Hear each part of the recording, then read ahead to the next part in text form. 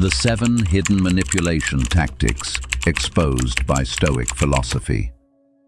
Did you know manipulators don't always need lies to control you?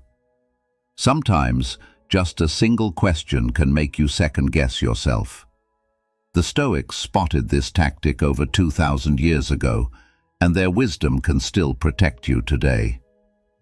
Manipulation is a silent weapon.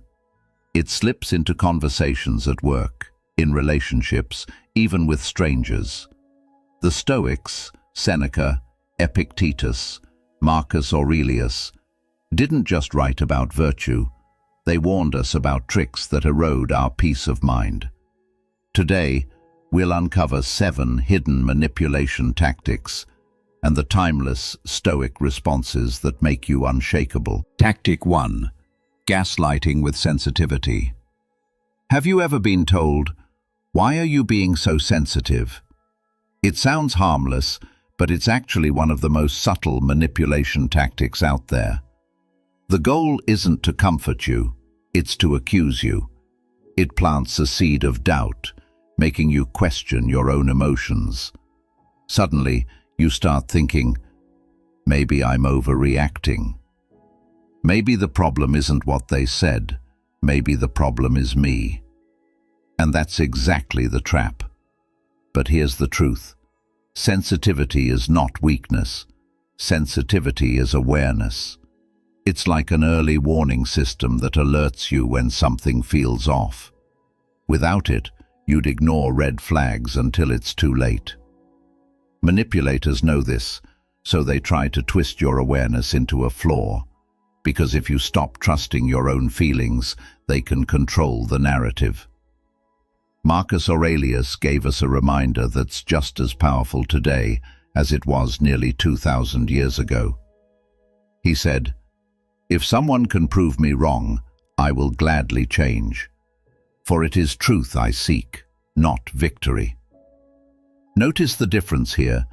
Marcus wasn't shutting down sensitivity, he was channeling it. He invites correction if it's rooted in truth, not manipulation. That's strength, not fragility. So the Stoic response to gaslighting isn't to harden yourself and ignore your feelings. It's to hold your ground with clarity. You can calmly ask, is what I'm feeling actually untrue? Or am I being pressured to dismiss it? That single question can expose manipulation instantly. Sensitivity guided by reason becomes one of your greatest shields, because it keeps you aware, grounded, and impossible to gaslight. Tactic 2. Demanding blind trust. Truly trustworthy people never need to say, "Trust me." Their actions prove it. But manipulators demand it. They ask, "You trust me, right?" It sounds gentle, but it's a trap. Hidden inside is pressure. Don't think, don't question, just hand me the keys to your judgment. Think of the partner hiding their phone but repeating, "Don't you trust me?" Or the business partner avoiding the numbers but insisting, "Come on, you trust me, don't you?" The goal is to make you feel guilty for being cautious. But caution isn't betrayal, it's wisdom. Epictetus said, "It is impossible for a man to learn what he thinks he already knows." Liars use this trick to shut down curiosity before you can find the truth. So, how do you respond? With calm detachment. Pause, breathe, and say, "Trust is earned through consistency." Are you asking me to ignore my judgment? That flips the frame. A liar will stumble, but a person of integrity won't be offended. They'll keep proving it through action, not words. Tactic 3. Flipping the accusation. Few tactics are as clever and as disorienting as this one. Imagine you bring up a concern, maybe something that felt off, and suddenly the other person cuts in with, "Are you accusing me of something?" In that instant, the tables turn. You're no longer asking a fair question, you're suddenly on trial. The manipulator shifts the spotlight, So instead of addressing their behavior, you're busy defending your intentions. This works because most of us hate conflict. We don't want to be seen as unfair, so we quickly backpedal. "Oh no, I didn't mean it like that." And just like that, the original issue is buried, and they've escaped accountability. But here's where Stoicism gives us strength. Epictetus taught that no one can make us lose our composure unless we hand it over. The key isn't to fight back with fire, but to stand firm with calm. When someone snaps, "Are you accusing me of something?" don't rush into defense. Instead, breathe. Let the silence hang for a second, and then respond with a question just as simple. "Should I be?" That calm reply does two things. It places the responsibility back where it belongs, on their actions, and it shows that you refuse to be rattled. You're not dodging, you're not apologizing, you're simply holding your ground with clarity. And clarity is what manipulators fear most. Marcus Aurelius reminded himself daily, if it's not true, don't say it. If it's not right, don't do it. That's the standard. So if you're asking from a place of honesty, there's no need to be shaken when someone flips the script. Stand steady. Because composure, more than anger, disarms manipulation. Tactic 4. False innocence. Few phrases sound sweeter and more dangerous than this one. "Would I ever lie to you?" On the surface, it feels tender, reassuring, even intimate. But beneath the softness, there's poison. Because the question isn't meant to prove honesty, it's meant to shut down doubt. Here's the trick.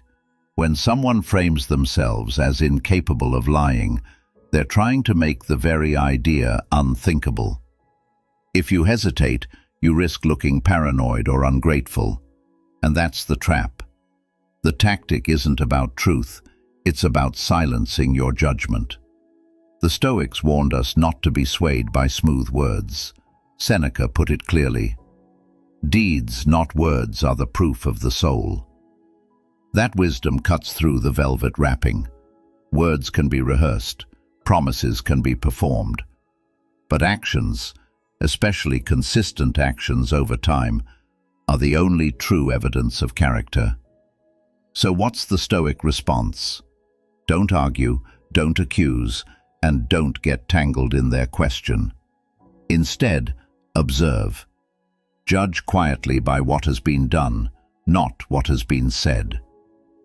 If someone's actions line up with integrity, trust will naturally follow. If not, their question, "Would I ever lie to you?" becomes its own answer. Marcus Aurelius reminded himself daily not to be dazzled by appearances, but to look at things as they truly are. That's what protects you from false innocence. Because when you anchor your trust in deeds, not words, no velvet phrase can blind you. Your clarity becomes your shield, and the manipulator loses their disguise. Tactic 5. Playing the victim. One of the oldest tricks in the book sounds like this. "After everything I've done for you." It's not gratitude, it's not love, it's emotional blackmail. The goal is simple, to make you feel guilty enough to give in, even when you know something doesn't feel right. Why does this work? Because guilt is powerful. We don't want to feel ungrateful. We don't want to look selfish. So when someone piles on their sacrifices, we instinctively start to shrink.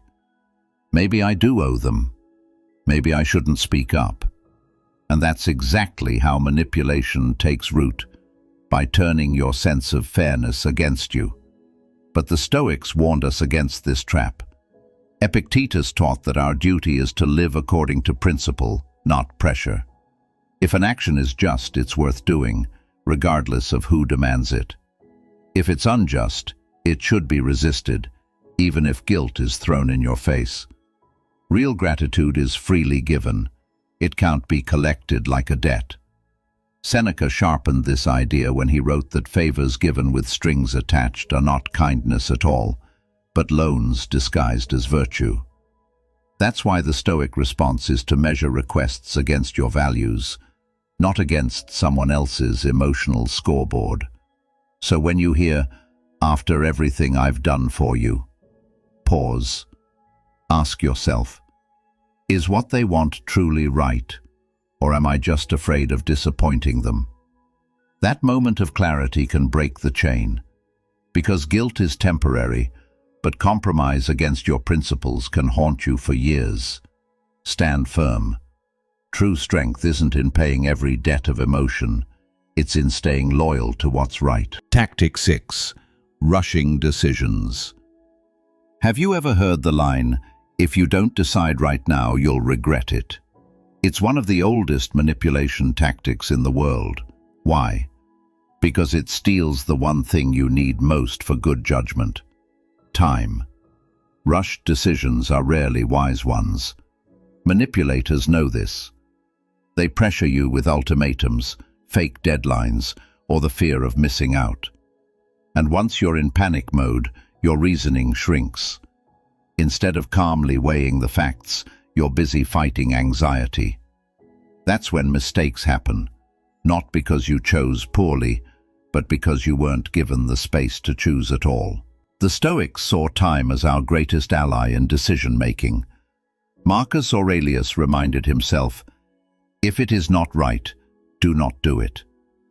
If it is not true, do not say it." Simple words, but impossible to follow when you're being rushed. That's why the Stoic response is deliberate. Delay, breathe, wait. A pause isn't weakness, it's strength.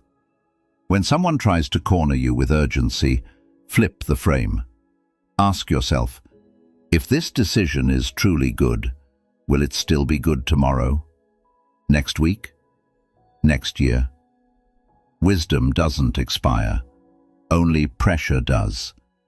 Epictetus often warned that control over our choices is our most precious freedom. If you let someone else dictate the timing, you've already surrendered half the battle. But if you control the clock, you control the outcome.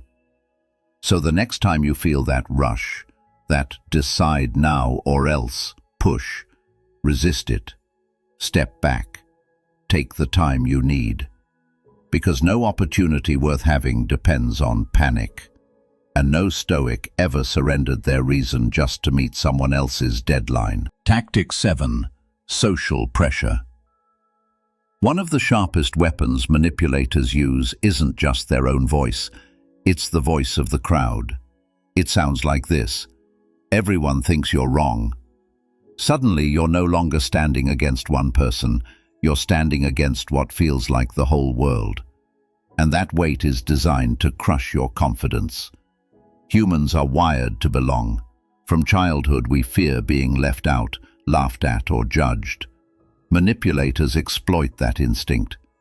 By claiming the majority is against you, they hope you'll abandon your own judgment just to avoid isolation. And many do, not because they were convinced, but because they didn't want to stand alone. But Epictetus gave us a shield for moments exactly like this. He said, "If you wish to be good, first be willing to be laughed at." In other words, if your choice is rooted in truth, the opinion of the crowd doesn't matter. Courage often looks like disobedience to the majority. The Stoic response to social pressure isn't arrogance, and it's not rebellion for its own sake. It's clarity. You pause and ask, is this truly right? Or am I just afraid of being the only one? If it's right, you stand. If it's wrong, no amount of applause will make it just.